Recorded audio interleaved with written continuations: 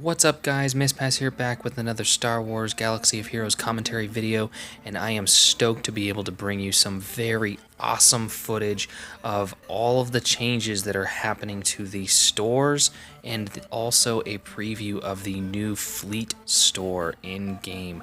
There was no change to the Arena store, it stays as is. Pretty plain Jane vanilla there. The Cantina Battle store, however, does gain shipbuilding materials, which are credits, and Tier 4 enhancement droids, which are essentially training droids for your ships. You're going to need both of those materials in order to promote and level your ships. And then the Galactic War Store, which is probably going to make people mad. You are going to be able to get blueprints, and they randomize. It's not the same 3 sets of blueprints every time. It is going to be different. They will randomize, so you will definitely want to be checking this every single time you get a refresh in order to maximize the possibility that you level up ships faster, especially target ships that you're trying to level up. So you'll want to check that fairly often. The big store that everybody wants to know what is in there is Fleet Shipments. Now, obviously, being Fleet Shipments, you would expect it to have blueprints. What you probably wouldn't expect is character shards, and yes, you are seeing exclusive pay-to-play characters, Chromium-exclusive characters in the shipments alongside stun cuffs. Yes, that is correct. You can neglect character shards and ship shards in favor of the almighty stun cuff. So, if you feel that stun cuffs are more important than anything else, even including the other gear in the store, you can go get yourself some stun cuffs. Yes, that was Sunfac. Yes, that is Bistan. Yes, that is General Grievous. Yes, that is Tusken Shaman. And yes, those are more ships. Let's refresh it again. This is just crazy, guys. We were literally watching this. And Rex. Yep, that's Rex. More Sunfac. More Sunfac.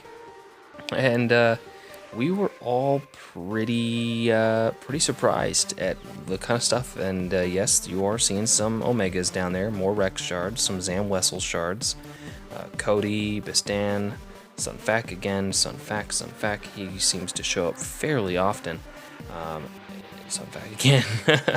What we were trying to do is check and see if we could find Darth Vader shards. We were wanting to really get real good feel for what kind of ship, and there he is, for 5 a pop, 5 Vader shards. Yep, you are going to see a whole hoop of 7-star Vaders showing up here very soon, because, well, a lot of people, myself included, had to do them the slow way, and this is going to certainly speed up farming Vader. If Vader is one of your top priorities, you can get him. Otherwise, I think personally I'm probably going to be focusing mostly on ships because, well, ships. Obviously, other things were added to the game. Ship packs. There's a mini ship pack which will offer you a random number of blueprints between 10 and 100 blueprints, 10 to 25 being pretty much the predominant number that you got. I opened a few dozen of these packs. I didn't count them out, and I just kind of wanted to see what the assortment of ships that you got was. Obviously, there were a lot of ships that were very important and that you started the game out with, so any of the shards that you got of those ships from this pack would be basically supplemental shards, or blueprints, sorry, gotta break that habit.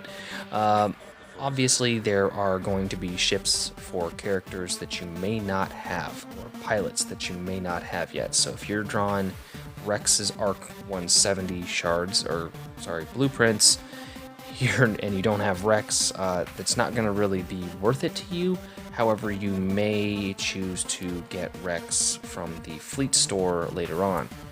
On the flip side, there are obviously a lot of pilots that are going to be free to play that a lot of players probably have. Like you just saw there, I just pulled 55 Biggs Darklighter shard blueprints right there, and an 85, a whopping 85 blueprints for Rex Arc 170.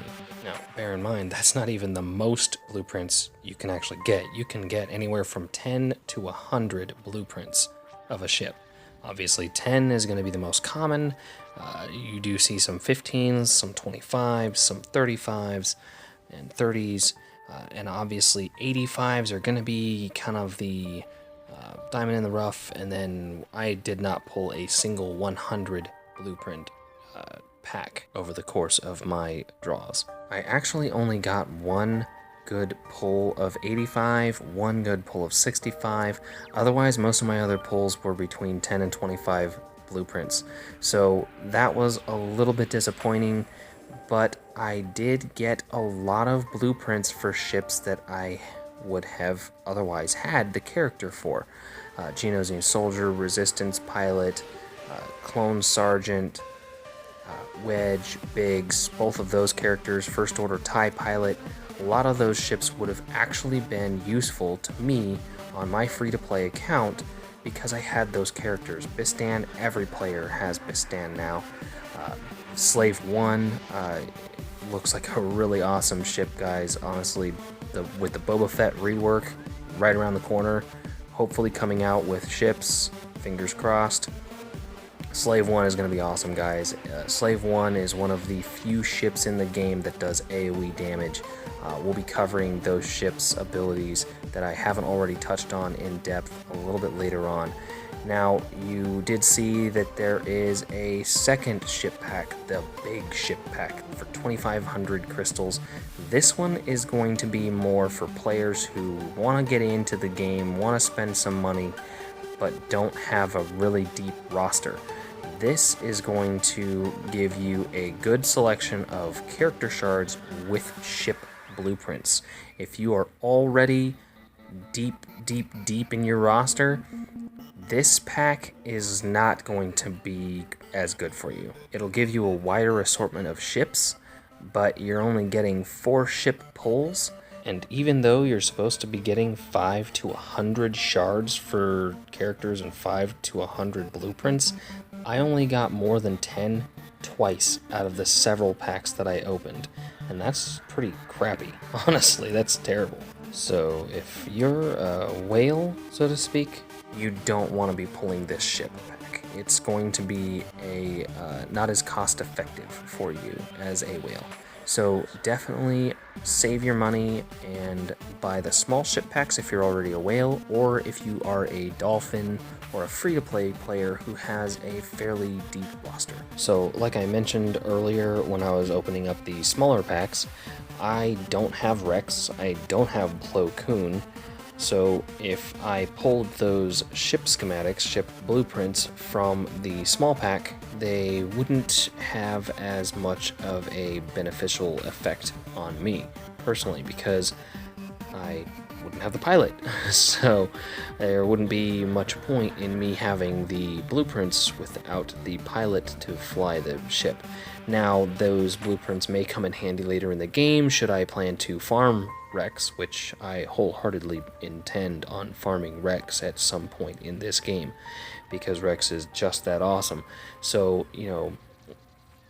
pulling those several packs of Rex Arc 170 shards blueprints out of the mini packs would have been great for me, because I really plan on farming Rex, so I would ended up with a whole hoop of blueprints for his ship. When I did get him, his ship would pretty much be ready to go. So bottom line is the big pack is more advantageous for dolphins or new players who want to become whales, using these terms loosely. The small pack is perfect for whales and or people with deep rosters. The fleet shipments are stupid awesome, and I just showed you the Fleet Arena ranking payouts there. The Galactic War Store now has ship blueprints, so I apologize to all of you who spent them all on arena points. I actually skipped out on this last tournament. I just found myself way too busy to actually compete in the tournament. Anyway, guys, I really hope this video helps you determine or gauge how many crystals you actually want to spend on ships. As always, thanks for watching. Like, favorite, subscribe, follow me on Facebook and Twitter, and I will catch you later.